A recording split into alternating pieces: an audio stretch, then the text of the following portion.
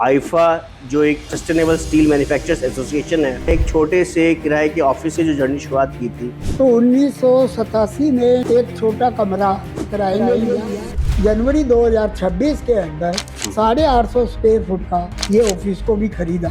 IIFA steel x 2026 young entrepreneurs के लिए क्या कुछ एक नई अपॉर्चुनिटीज लेके आएगा। 2026 में एआई का आगमन हो चुका है। हमारे उद्योगों की टेक्नोलॉजी सब बदल गई है। भारत को भी नेट जीरो में 2047 तक आना है। भारत की स्टील इंडस्ट्री दूसरे स्थान पे आ चुकी है और प्रथम स्थान पे आने का प्रयास कर रही है। तो नाम हमारा सेकेंडरी है, आप ये मत समझें कि हम सेकंड है।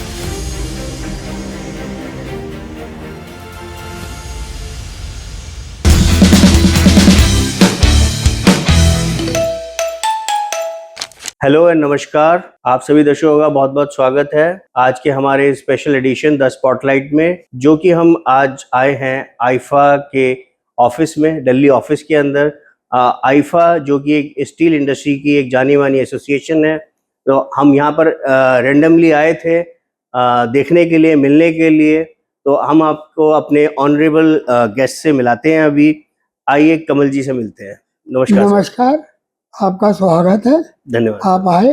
तो सर, अभी हमने जैसे देखा था हमारी लास्ट मुलाकात में और आज हम मिल रहे हैं, तो पहले से बड़ा चेंज आ गया है, एक नया रंग रूप देखने को मिल रहा है।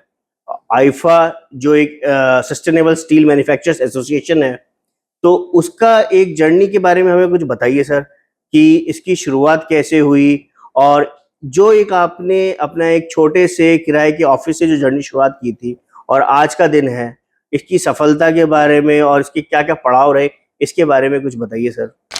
1985 के अंदर एसएस स्टील की मैन्युफैक्चरिंग छोटी छोटी इंडक्शन फर्नेस के माध्यम से होती थी और उस समय इंपोर्ट के ऊपर बहुत बड़ी समस्या आई स्टील एसएस की स्क्रैप के ऊपर, तो इसका गठन हुआ। ओके।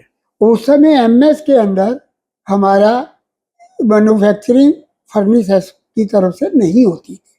ओके। और फुल फॉर्म में फिर ये एसोसिएशन को हमने 87 में रजिस्टर कराया, 1987 में, और ये संस्था के रूप में बनी। तो जब सर आपने 87 में इसको रजिस्टर कराया, तो आईफा का पूरा नाम क्या था सर?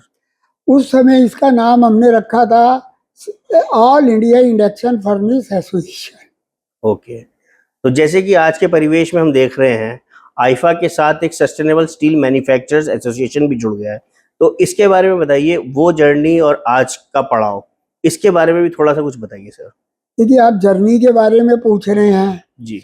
तो 1987 में जब हमने ये संस्था को आराम किया, तो उस समय हमने वजीरपुर इंडस्ट्रियल एरिया में जी। जो एक छोटा कमरा किराए में लिया, और वो भी हमारे एक गर्ग साहब हैं, उनके अपनी उनका ऑफिस था और उन्होंने बिना किसी किराए के हमारे को संस्था को दिया।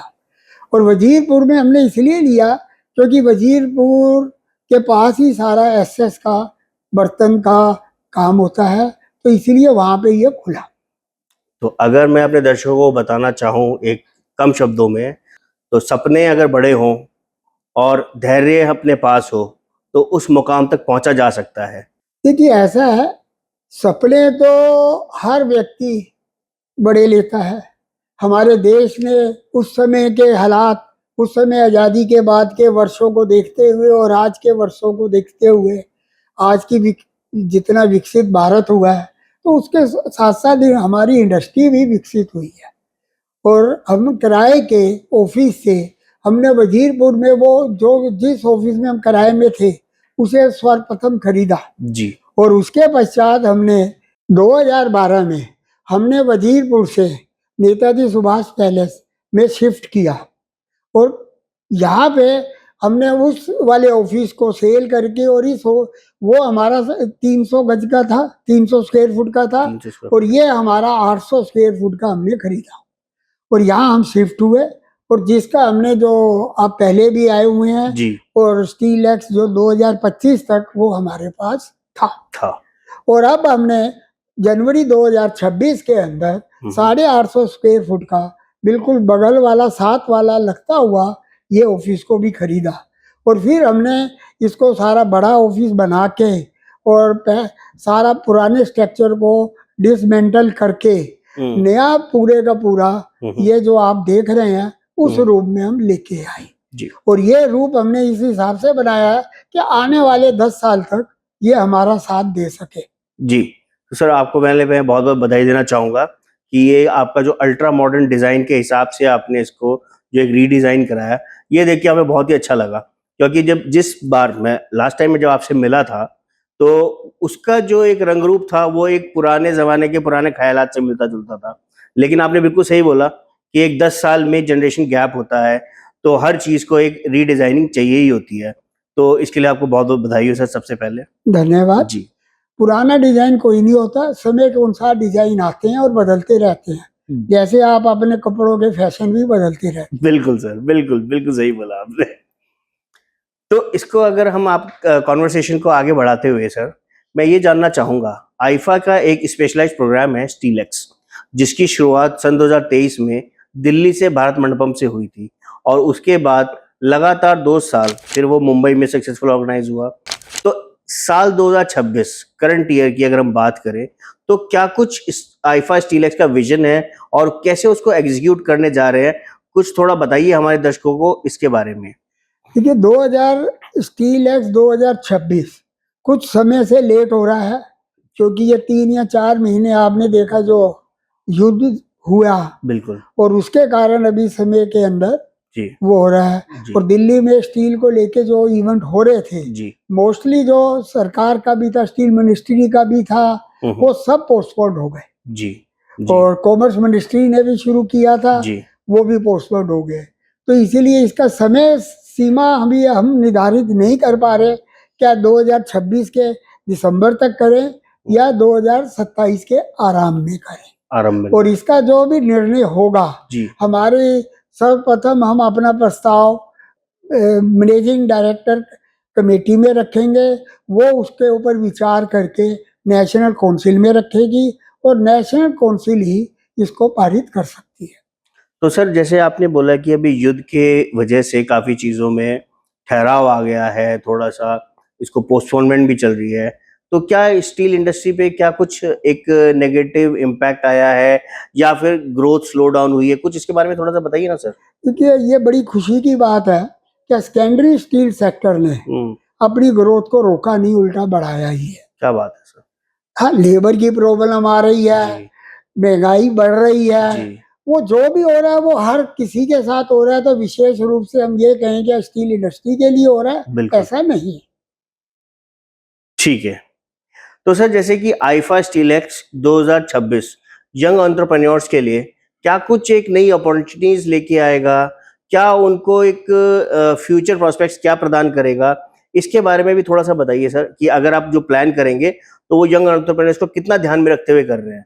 देखिए 2025 और 2026 में बहुत ही अंतर आ चुका है। 2026 में एआई का आगमन हो चुका है, नई नई पीढ़ी एआई के हिसाब से चल रही है। टेक्नोलॉजी, हमारी उद्योगों की टेक्नोलॉजी सब बदल गई है। सेल परचेज, डिमांड सप्लाई, हर चीज़ों का एक नया विस्तार आया है जी। और जिसमें हमें आने वाली पीढ़ी की भी आवश्यकता है जो एआई को अच्छी तरह बिल्कुल। समझते हैं। तो सर जो ये आपका वैसे हर साल इंटरनेशनल डेलीगेशन रहता है, तो 2026 में क्या कुछ आपने इंटरनेशनल डेलीगेशंस के इसमें परसेंटेज को बढ़ाया है या बढ़ाने जा रहे हैं या किन-किन देशों को आप टारगेट करना चाह रहे हैं? कुछ इसके बारे में भी बताइए सर। देखिए जो हम टारगेट करना चाह रहे थे अब की उन क्षेत्रों में, उन देशों में सब में युद्ध हो रहा है, ओह!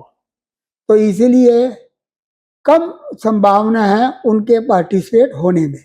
क्योंकि स्टील मिनिस्ट्री ने जो भारत अब मंडप में ये बहुत बड़ा आयोजन कर रही थी, वो भी इसीलिए किया कि उसमें काफ़ी देश वहीं के आ रहे, वियतनाम वगैरह, क्योंकि वो सारा अभी इस वर्ष संभव नहीं हो पाएगा इंटरनेशनल रूप इसका। ओके। इसे हमें भारतीय ही टेक्नोलॉजी को देखते हुए उसी को हमें विकसित बनाना है। ओके। तो चलो हमारी आशा है कि ये युद्ध जैसी कठिन परिस्थिति जल्द से जल्द हटे और हमारे इकोनॉमी की ग्रोथ को एक नई ऊंचाइयां मिले, और ओवरऑल अगर हम देखें ग्लोबल ग्रोथ को भी इससे बड़ा काफ़ी एक नेगेटिव इम्पैक्ट भी पड़ रहा है। स्लो डाउन हुई है बहुत सारी इकोनॉमीज, कंट्रीज की इकोनॉमीज गिर गई हैं बहुत सारी, लेकिन भारत एक ऐसा देश है जो कि अपने मजबूती बलबूते पे आगे बढ़ रहा है, चल रहा है, और हमारी यही आशा है कि ये युद्ध जैसी परिस्थिति जल्द से जल्द टले और हमारे सबकी लाइफ एक पहले जैसे नॉर्मल हो। बिल्कुल, ये जी। तो युद्ध तो किसी के लिए भी भला नहीं करता, बिल्कुल बिल्कुल और भारत की संस्कृति तो हमेशा शांति की शांति रही की है। रही है। बिल्कुल सही सर। तो सर जैसे हम भारत देश की बात कर रहे हैं, ठीक है, तो आईफा एक स्टील एसोसिएशन है, ये हम सब जानते हैं, और हम ये जानना चाहते हैं कि सर जो इंडियन स्टील मिनिस्ट्री है, आईफा उसके साथ मिलजुल कर कैसे काम करता है, इंडस्ट्री के चैलेंजेस को कैसे ओवरकम करता है, और किन किन पॉलिसीज के अंदर रिफॉर्म्स लेकर के आ रहा है। देखिए, स्टील मिनिस्ट्री जैसे BIS को लेकर उन्होंने रखा, उसका रूपरेखा बदली, हमने पूरा सहयोग दिया। जी ग्रीन स्टील के ऊपर आए, टेक्नोलॉजी लाए, उनका कहना था नेट जीरो के अंदर आए, हमने पूरा सहयोग दिया। जी और हमारी जो इंडस्ट्री है उनको हमने बढ़ावा किया कि अभी आप लोग जी ग्रीन स्टील को जी देखें और ग्रीन स्टील उत्पादित करें। ओके और बाकी क्या कहते हैं, स्टील मिनिस्ट्री के हर कदम पे हम उनके साथ रहते हैं। जी। तो सर थोड़ा सा जैसे ग्रीन स्टील हम सुनते हैं, लो कार्बन एमिशन भी हम सबको एक कमेंट हमने समझ सुनने को मिलता है, तो हमारे दर्शकों को थोड़ा आसान भाषा में बताइए कि अगर हम ग्रीन स्टील बोलते हैं तो वो क्या चीज होती है, जिससे कि वो लोग समझ सकें कि क्या है ये ग्रीन स्टील। देखिए, ग्रीन स्टील का सर्वप्रथम चर्चा में 2018 में हमारा इवेंट मेरिडन होटल में हुआ था आईफा का, और उसमें ये हमने उठाया था। ओके उस समय गवर्नमेंट का ध्यान ये तरफ लाए थे कि अगर हमारी इंडस्ट्री नहीं होगी जी तो स्क्रैप के पहाड़ जो जगह जगह आज की तारीख में कूड़े के पहाड़ नजर आते हैं, जी वो स्क्रैप के पहाड़ नजर आएंगे। बिल्कुल। और आपको मैं बताऊंगा कि जैसे स्विट्जरलैंड के अंदर नदियों के अंदर लोग बाग अपनी साइकिल प्रयोग में होती है और वो फेंक जाते हैं, और वो नदियों को अवरुद्ध कर देती हैं, बिल्कुल प्रदूषित कर देती हैं। तो ये steel x green steel net zero का जो वर्ल्ड के अंदर एक वो बना रूपरेखा, क्या भारत को भी नेट जीरो में 2047 तक आना है, तो उसकी रूपरेखा का टारगेट हमें स्टील मिनिस्ट्री ने दिया, और हमने उस तरफ ध्यान दिया। ओके ओके, बहुत अच्छा पॉइंट रखा सर आपने। और मतलब पोल्यूशन एक बहुत बड़ी ग्लोबल समस्या है, और हमारे पास रिसाइकलिंग प्रोसेस बिल्कुल होने चाहिए, सो दैट कि रिसोर्सेज, आज की डेट में पॉपुलेशन बढ़ती जा रही है, रिसोर्सेज लिमिटेड रह गए हैं, तो रिसाइकलिंग और उसको लो कार्बन एमिशन के साथ अगर प्रोड्यूस करें तो ये सभी के लिए अच्छा है, फ्यूचर जनरेशन के लिए भी अच्छा है। तो सर अगर हम आगे बढ़ते हैं जैसे, तो अपने दर्शकों को हम ये भी कन्वे करवाना चाहते हैं आपके माध्यम से कि जैसे आईफा एक भारत की एक जानी मानी स्टील एसोसिएशन है, ऐसे ही वर्ल्ड लेवल पे भी कई सारी स्टील एसोसिएशंस काम कर रही हैं, तो क्या आईफा उन सभी स्टील एसोसिएशंस के साथ मिलके कोई कोलैबोरेटिव प्रोग्राम कर रही है, करने की सोच रही है, या कुछ इनिशिएटिव्स ले रही है, या फिर ये एसोसिएशन सिर्फ अपने एसोसिएटेड मेंबर के साथ ही मिलकर के काम करते हैं, बाकी अपने आप में आपस में कोई सामंजस्य नहीं करते? आपने बहुत बढ़िया प्रश्न पूछा। अभी 3 दिन पहले ही जी इंडियन स्टील एसोसिएशन, जो भारत की सब प्राइमरी इंडस्ट्री सेल टाटा वगैरह है उनकी एसोसिएशन है, और वर्ल्ड स्टील एसोसिएशन, जी उनके साथ ज्वाइंट मीटिंग आईफा की हुई, और हमारा 2 घंटे उसके ऊपर चला कि आगे का भविष्य क्या होगा। और उसमें एक चीज हमने निर्णय किया तीनों एसोसिएशन ने मिलके, जी क्या आज हम जो CSS, जो हम सामाजिक कार्य कर रही है हमारी इंडस्ट्री, जी अपनी अपनी इंडस्ट्री, उसका हम डाटा तैयार करें, CSR एक्टिविटीज का, और ISA अपना करेगा जी और आईफा अपना करेगा। हम अपने मेंबर्स को अब अपील करने जा रहे हैं, जी क्या वो जो भी इंडस्ट्री जो भी 1 रुपये से लेके करोड़ों रुपए तक का CSR कर रहे हैं, जी उसकी जो भी छोटी छोटी एक छोटी सी हमें वीडियो बना के भेजें, जी वो हम अपनी वेबसाइट पे लोड करेंगे। जी वो वाली वीडियो इंडिया स्टील एसोसिएशन भी अपने वीडियो लोड करेगी और इंडिया स्टील एसोसिएशन के वीडियो भी हम लोड करेंगे, और ये दोनों के एक पिक्चर बन के कंबाइंड वर्ल्ड स्टील एसोसिएशन पे जाएगा। और वो भी इसको करेंगे क्या, भारत की स्टील इंडस्ट्री जहां स्टील के उत्पादन करने में सहयोग कर रही है, अपना उच्चतम सीमा प्राप्त कर रही है, दूसरे स्थान पे आ चुकी है और प्रथम स्थान पे आने का प्रयास कर रही है, वहीं वो अपना सीएसआर सामाजिक दायित्व को भी पूरी तरह निभा रही है। तो सर एक दर्शकों को हमारे आप कैमरे की तरफ देखते हुए समझाएं जरा कि सीएसआर होता क्या है, क्योंकि एक आसान शब्दों में समझाइए कि वो सी- होता क्या है, कंपनियां कैसे करती हैं उसको। सीएसआर भारत सरकार ने सामाजिक कार्यों को, क्या भाई प्राइवेट इंडस्ट्री सामाजिक कार्यों की तरफ ज़्यादा ध्यान दे और इन्वेस्ट उसको करने के लिए भारत सरकार ने एक 2% का ये किया है कि भाई अगर वो 2% अपने प्रॉफिट का 2% सीएसआर में खर्च करेंगी तो इनकम टैक्स के अंदर उनको रिबेट मिली जाएगी। तो एक तरह से सरकार प्राइवेट उद्योगों के माध्यम से सरकार का ही पैसा लगवा रही है। बिल्कुल बिल्कुल। तो देखा आपने कि प्राइवेट एंटिटीज भी सामाजिक कार्यक्रम में कितना बढ़ चढ़ करके हिस्सा लेते हैं। ना सिर्फ सरकार एक आम जनता का ख्याल रखती है, ऐसे ही जो प्राइवेट उद्योगपति हैं और ऐसी संस्थाएं हैं, ये भी आम लोगों के लिए एक नया इनिशिएटिव लेकर के आते हैं ऐसे सामाजिक कार्यक्रम से। अभी आपकी जानकारी के लिए मैं बताऊं, दिल्ली के अंदर जितने ये ओवरब्रिज बने हुए हैं, इन सब ओवरब्रिज के नीचे ग्रीनी करने का, डेकोरेशन करने का, ट्रैफिक कंट्रोल बनाने का अभी दिल्ली की मुख्यमंत्री ने कॉन्ट्रैक्ट किए हैं, 8 पुलों का कर लिया है, और वो कोई डाबर बड़ी बड़ी कंपनियां उसमें सही बात आई है। है और वो सब व्यवस्था शुरू कर रही है। नहीं, ये तो सर दिल्ली को बहुत ज्यादा जरूरत भी है, हाँ। बढ़ते तापमान को कंट्रोल करने के लिए भी बहुत और बहुत मजे की बात अच्छा ये step है, आपके नेताजी सुभाष पैलेस वाला हम्म, जो ब्रिज आप देख रहे हैं, जी जी जी जी, उसके नीचे का निर्माण सारा शुरू भी कर दिया है। बहुत खूब बहुत खूब। सौंदर्य उसका जल्दी निकल के आ जाएगा। जी, तो सर अगर हम अब नेक्स्ट क्वेश्चन की तरफ चलते हैं, तो मेरा थोड़ा उत्सुकता हो रही है ये जानने के लिए कि स्टील एक्स को ले आईफा ने स्टील एक्स को बनाया, वो एक प्लेटफॉर्म दिया, लेकिन अब आगे अगर हम 10 साल की बात करें या 5 साल के बाद की बात करें, तो क्या इस इंडस्ट्री को क्या किस आयाम पे आप देखना चाहते हैं? क्या उसके लिए एक रोड मैप आपकी एसोसिएशन तैयार करवा रही है सब इंडस्ट्रीज को जोड़ करके स्टील के? तो वो थोड़ा सा बताइए कुछ उसके बारे देखिए, में। आपने जो रोड मैप की बात की, जी अभी पिछले 2 महीने पहले ही स्टील स्टैंडिंग कमेटी पार्लियामेंट के साथ जी हमारी बैठक हुई जी, और उन्होंने हमसे रोड मैप मांगा था सेकेंडरी स्टील का। ओके ओके उसमें हमने उनको रोड मैप बना के दिया। वो हम पूरा आपको नहीं दे सकते नहीं नहीं, क्योंकि obviously, वो कॉन्फिडेंशियल है। कॉन्फिडेंशियल है, जी उनके ऊपर हमारी बंदश है। पर हमने उन्होंने एक चीज हमसे पूछी थी जी कि अभी वो मैं आपको बता सकता हूँ कि अभी प्रोडक्शन आप सेकेंडरी स्टील के द्वारा कैसे बढ़ाएंगे। बिल्कुल तो हमने उनको ये सुझाव दिया था कि हम उसकी तरफ कैसे देख रहे हैं कि अगर आज एक इंडस्ट्री और दूसरी इंडस्ट्री में 300 किलोमीटर का फर्क है, तो हम उसके बीच के गैप में भी इंडस्ट्री को स्थापित करें। और कश्मीर के जो एमपी साहब हैं, उन्होंने एक विशेष बात कही थी कि अभी हमारी कश्मीर की तरफ आप इंडस्ट्री को लेके आए बिल्कुल सर तो बिल्कुल ज़्यादा बढ़िया होगा। तो हमने कहा उसके लिए आपको कुछ सुविधाएं देनी पड़ेंगी जो बेसिक हैं।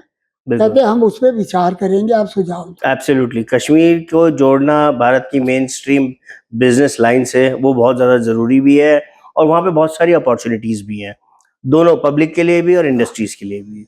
एक और पॉइंट मैं आपकी जानकारी के लिए और दर्शकों को बताऊं कि ये एक मिथ्या भ्रम है कि भाई हमारे सेकेंडरी स्टील द्वारा बनाया हुआ प्रोडक्ट, फाइनल प्रोडक्ट, वो क्वालिटी स्टील का नहीं होता, क्वालिटी अच्छा नहीं होती। परंतु मैं आपके माध्यम से सभी दर्शकों को और बताना चाहता हूँ कि हम टोटल मटेरियल अपना BIS क्वालिटी का बनाते हैं, जो BIS के द्वारा हमें प्रमाणित किया जाता है, सर्टिफाइड होता है। सर्टिफाइड होता है। ओके। और हम बार बार सरकार से भी ये अनुरोध कर रहे हैं कि वो अपने पीयूसी और जो अपने लोगों के लिए माल खरीदती है सरकार, वो हमारे मालों को भी BIS के रूप से प्रमाणित होता है तो उसे भी खरीद के अंदर डाले। तो जैसे कि आपने BIS बोला सर, तो ऐसे हम जानते हैं ISO सर्टिफिकेशन भी होता है। ISO एक बिजनेस के अकाउंट वगैरह का होता है। अच्छा। BIS कंपनी को क्वालिटी मिलता को लेके होता है, BIS क्वालिटी को लेके होता है। और BIS के ऊपर जब ये क्वालिटी प्राइमरी वाले जिनका माल वो खरीदने के लिए कहते हैं, वो भी BIS क्वालिटी बना रहा है, उसी दोनों के लिए वही है, मापदंड वही है, कानून वही है, हम भी वही बना रहे हैं। तो हमारा माल क्यों नहीं खरीदा जा सकता? उनका माल और हमारे माल में रेटों का बहुत फर्क होता है। ओके। इससे सरकार का माध्यम से हमारी जनता का ही पैसा व्यर्थ में खर्च हो रहा है। सही बात है।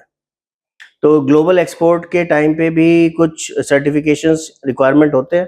देखिए, हमारे सेकेंडरी स्टील द्वारा उत्पादित मटेरियल जो हैं वो ग्लोबल में इतने ज़्यादा नहीं जाते। ओके। क्योंकि अभी हमारे हिंदुस्तान में ही, क्योंकि हमारा मटेरियल जो है लॉन्ग प्रोडक्ट ज़्यादा होता है जी।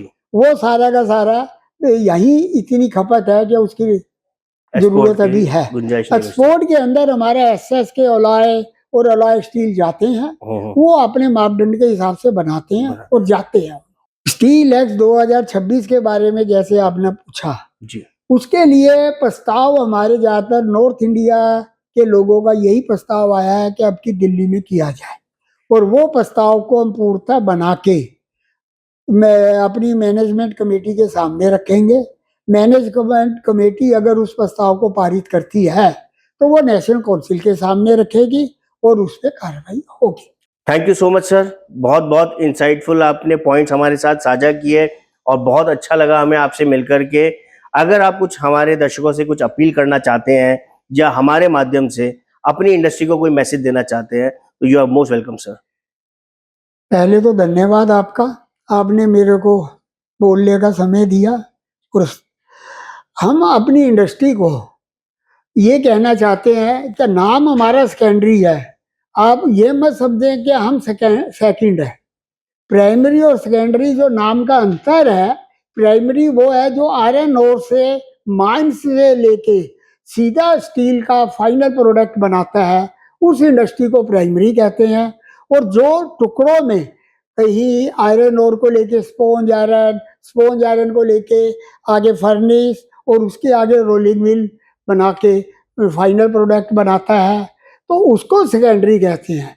ये अंतर मैं पब्लिक को, दर्शकों को भी बताना चाहता हूँ और अपनी इंडस्ट्री के आने वाले लोगों को भी बताना चाहता हूँ। वो अपने को सेकंड मत समझें, प्राइम ही है। ये इसकी वो क्या कहते हैं रूपरेखा ऐसे बनाई हुई है। और इसका स्टील मिनिस्ट्री ने तो हमें प्रस्ताव दिया था, आप इसके स्थान पे कोई और नाम बताएं, तो हम कोई भी नाम हमने तीनों सेमिनार्स में रखा था क्या लोग हमें बताएं क्या नाम रख पाए, तो कोई भी सुझाव हमें ऐसा नहीं आया जो पारित हो सके। तो बिल्कुल आई एम श्योर कि इस वीडियो के बाद काफी सारे सुझाव आपके पास तक भी पहुंचेंगे और आई एम श्योर कि ये इस इंडस्ट्री को एक नए आयाम मिलेंगे। बहुत बहुत धन्यवाद सर। धन्यवाद सर।